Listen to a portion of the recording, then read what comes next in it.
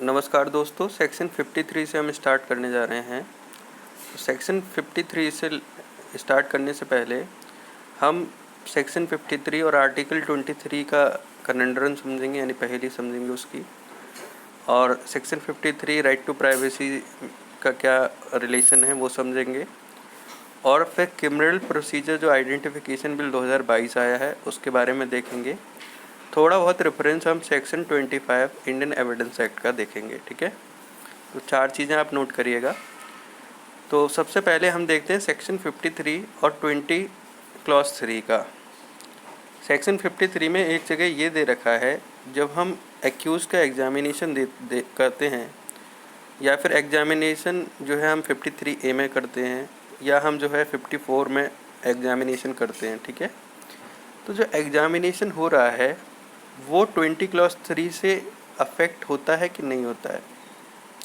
अब आप article 20 clause 3 समझिए। आर्टिकल 20 क्लॉज 3 कहता है कि an accused will have right not to be witness against himself, ठीक है। एक एक्यूज के पास राइट होगा कि वो अपने खुद के खिलाफ विटनेस ना बने, ठीक है। तो एक केस आया था स्टेट ऑफ बॉम्बे वर्सेस काथी कालू ओगाड़, 1961 का केस है। उसमें ये क्लियर कर दिया गया था कि आर्टिकल 20 क्लॉज 3 और 53 में बेसिक डिफरेंस बहुत ज़्यादा है। जो एक शब्द है not to be a witness, उसका मतलब है कि आपका ये सिर्फ इतने तक ही रेफर है, जो आपके पर्सनल नॉलेज में कोई चीज़ है उसको निकलवाने के लिए, उससे एक्सट्रैक्ट आउट कराने के लिए आपको जो है डराया धमकाया नहीं जा सकता, कंपेल नहीं किया जा सकता। ये फर्निशिंग एविडेंस को इंक्लूड नहीं करता है। और सेक्शन 53 जो बात करता है उसका बेसिक ऑब्जेक्ट है फर्निशिंग ऑफ एविडेंस या अफोर्डिंग ऑफ एन एविडेंस।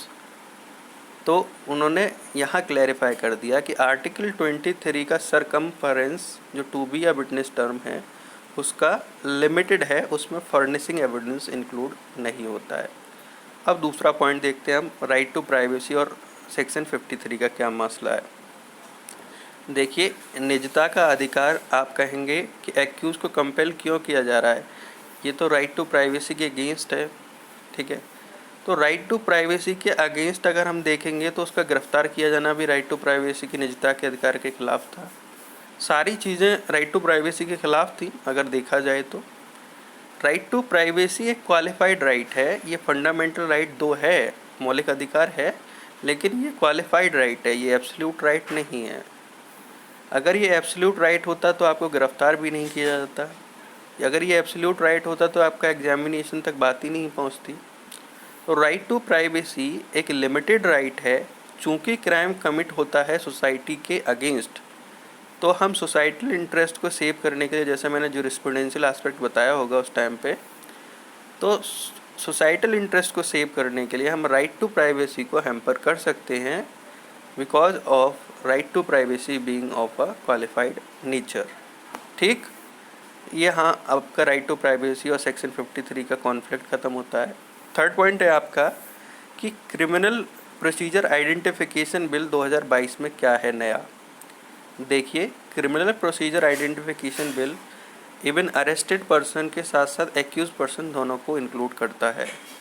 जब भी आप कोई बायोमेट्रिक सैंपल लेंगे या कुछ भी लेंगे, स्वैब का, सीमन का या कुछ भी लेंगे, आपको जो है उस चीज़ को अगर आप उसमें कन्विक्ट पाए जाते हैं बाद में जाके, तो आपका जो डाटा है वो 75 साल तक आपका सेव कर लिया जाएगा। तो ये आपका क्रिमिनल प्रोसीजर आइडेंटिफिकेशन बिल 2022, ये नई चीज़ आपका इंट्रोडक्शन में आ गई। अब सेक्शन 25 इंडियन एविडेंस एक्ट कैसे आपका हो रहा है।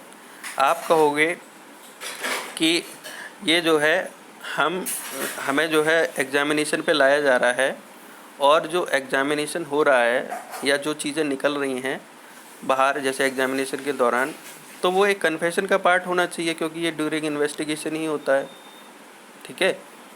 ये कभी कभी लोग कह सकते हैं कि ड्यूरिंग इन्वेस्टिगेशन का पार्ट है, और आपका जो है पुलिस ऑफिसर की कहने पे मेडिकल प्रैक्टिशनर करता है, कंस्ट्रक्टिव कस्टडी है और एग्जामिनेशन हो रहा है, तो सेक्शन 25 से हिट करना चाहिए। तो देखो, सेक्शन 25 से क्यों हिट नहीं करता है। सेक्शन 25 का से इसलिए हिट नहीं करता है। पहली बात तो ये कन्फेशन नहीं है, ठीक है, एग्जामिनेशन है। एग्जामिनेशन है तो 162 में फाइल करेगा, करेगा नहीं करेगा, 162 में फाइल कर रहा है। फिर आप कहोगे 162 के भी बयान तो भैया उसमें कोर्ट में नहीं जाते हैं जनरली, तो इसके लिए एक सॉल्यूशन है आपका सेक्शन 293 ऑफ CRPC। आप वहाँ जाइएगा, उसमें सीधे साफ दे रखा है कि 162 does not apply to section 293 that is of expert evidences या एक्सपर्ट ओपिनियन। तो आपका यहाँ भी क्लियर हो गया कि सेक्शन 53 की जो कॉन्स्टिट्यूशनैलिटी है या संवैधानिकता है, हमने उसको 4 ग्राउंड पे चेक किया, क्योंकि ये सेक्शन बहुत इम्पोर्टेंट है, इतना अच्छे से किसी कोई कराता नहीं है। ये जस्ट ये समझ लीजिए, थोड़ा बहुत जब अनुभव हो जाता है, जब आप पढ़ते पढ़ते हो जाते हो तो आप कोरिलेट कर लेते हो चीज़ों को, बस ये वहीं से कोरिलेशन आया है, ठीक है। तो सेक्शन 53 हम स्टार्ट करने जा रहे हैं, लैंग्वेज पढ़ेंगे उसकी।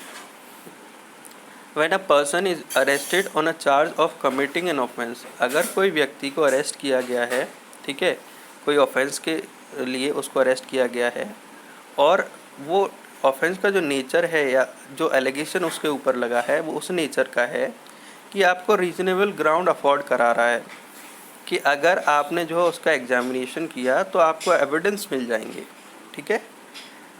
तो ये विधि मान्य होगा रजिस्टर्ड मेडिकल प्रैक्टिशनर के लिए कि वो जो है वो एक्ट कर सकता है किसी भी पुलिस ऑफिसर की रिक्वेस्ट पर।